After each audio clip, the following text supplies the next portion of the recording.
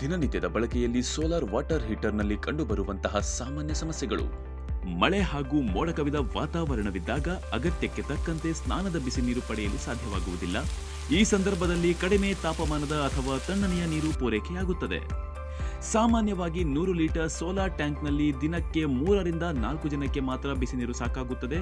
ಒಂದು ವೇಳೆ ಜನರು ಹೆಚ್ಚಾದಲ್ಲಿ ಅವಶ್ಯಕ ಸಮಯ ಮತ್ತು ತಾಪಮಾನಕ್ಕೆ ಬಿಸಿ ನೀರು ಸಿಗುವುದಿಲ್ಲ.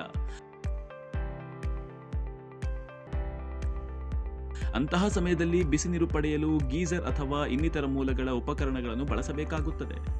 ಸಾಮಾನ್ಯವಾಗಿ ಬಹುಮಹಡಿ ಕಟ್ಟಡಗಳಲ್ಲಿ ಬಿಸಿ ನೀರಿನ ಪೈಪ್ ಸೋಲಾರ್ ಟ್ಯಾಂಕ್ನಿಂದ ಕೆಳಗಿನ ಸ್ನಾನಗೃಹದವರೆಗೆ ನೀರು ತಣ್ಣಗಾಗಿರುತ್ತದೆ. ಕೆಲವರು ಸ್ನಾನದ ಸಮಯದಲ್ಲಿ ತಣ್ಣಗಿರುವ ನೀರನ್ನು ಚೆಲ್ಲುತ್ತಾರೆ ಹಾಗೂ ನೀರು ವ್ಯರ್ಥವಾಗುತ್ತದೆ. ಈ ಮೇಲ್ಕಂಡ ಸಮಸ್ಯೆಗಳಿಗೆ ನ್ಯೂಟೆಕ್ ಈಗ ಪರಿಚಯಿಸುತ್ತಿದೆ ಹೊಸ ಸಾಧನ, ಅದುವೇ ಡಿಜಿಟಲ್ ಟೆಂಪರೇಚರ್ ಕಂಟ್ರೋಲ್ ಸಿಸ್ಟಮ್. ಇದರಲ್ಲಿ ನಿಮ್ಮ ಸ್ನಾನದ ಸಮಯ ಮತ್ತು ಬೇಕಾದ ತಾಪಮಾನವನ್ನು ನಿಗದಿಪಡಿಸಬಹುದು. ಉದಾಹರಣೆಗೆ, ಬೆಳಿಗ್ಗೆ, ಮಧ್ಯಾಹ್ನ, ಸಂಜೆ ದಿನದ 24 ಗಂಟೆಯಲ್ಲಿ 25 ಡಿಗ್ರಿಯಿಂದ 75 ಡಿಗ್ರಿವರೆಗೂ ಮ್ಯಾನ್ಯುಯಲ್ ಅಥವಾ ನ್ಯೂಟೆಕ್ ಆಪ್ ಮೂಲಕ ನಿಗದಿಪಡಿಸಿದ್ದಲ್ಲಿ ಎಲೆಕ್ಟ್ರಿಕಲ್ ಹೀಟರ್ ಸಹಾಯದಿಂದ ಸರಿಯಾದ ಸಮಯ ಹಾಗೂ ತಾಪಮಾನಕ್ಕೆ ಅನುಗುಣವಾಗಿ ಬಿಸಿ ನೀರು ದೊರೆಯುತ್ತದೆ. ಈ ಸಿಸ್ಟಂನಲ್ಲಿ ರಿಟರ್ನ್ ಲೈನ್ ಸೌಲಭ್ಯ ಒದಗಿಸಿದ್ದು, ಪೈಪ್ಲೈನ್ನಲ್ಲಿರುವ ತಣ್ಣನೆಯ ನೀರು ವ್ಯರ್ಥ ಮಾಡದೆ ತಕ್ಷಣ ಬಿಸಿ ನೀರು ಪಡೆಯಬಹುದು.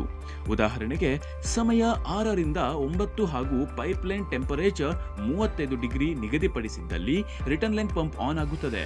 ಇದರಿಂದ ಪೈಪ್ಲೈನ್ನಲ್ಲಿ ತುಂಬಿರುವ ತಣ್ಣನೆಯ ನೀರು ಸೋಲಾರ್ ಟ್ಯಾಂಕ್ ತಲುಪುತ್ತದೆ ಹಾಗೂ ಹಾಟ್ ವಾಟರ್ ಪೈಪ್ನಲ್ಲಿ ಬಿಸಿ ನೀರು 35 ಡಿಗ್ರಿ ತಾಪಮಾನ ತಲುಪಿದಾಗ ಸೆನ್ಸರ್ ಮೂಲಕ ತಕ್ಷಣ ಪಂಪ್ ಆಫ್ ಆಗುತ್ತದೆ.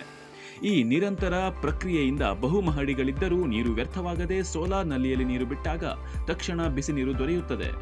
ಈ ಮೇಲ್ಕಂಡ ಡಿಜಿಟಲ್ ಕಂಟ್ರೋಲ್ ಸಿಸ್ಟಂನಿಂದ ಸ್ನಾನದ ಸಮಯಕ್ಕೆ ಯಾವುದೇ ತೊಂದರೆ ಇಲ್ಲದೆ ನಿರಂತರ ಬಿಸಿ ನೀರು ದೊರಕುತ್ತದೆ.